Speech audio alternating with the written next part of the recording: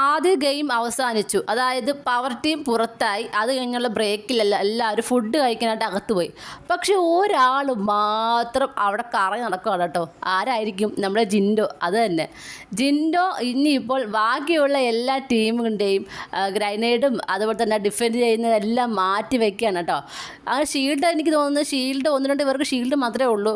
പിന്നെ അവർക്ക് ഡിഫെൻഡ് ചെയ്യാനുള്ള ബോംബുകളൊന്നുമില്ല.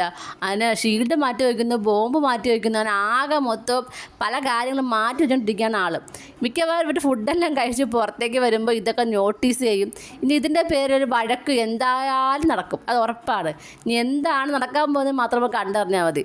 അപ്പോൾ എന്തായാലും ഇപ്പോൾ നമ്മുടെ ജിൻഡോ പലരുടെയും പല കാര്യങ്ങളൊക്കെ ഒളിപ്പിച്ച് വെച്ചിരിക്കുകയാണ്. Power team already പുറത്തായല്ലോ.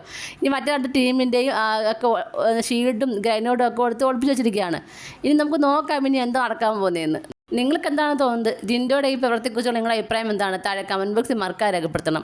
കൂടുതൽ ലൈവ് അപ്ഡേഷനുമായിട്ട് ഉടനെ വരുന്നതായിരിക്കും.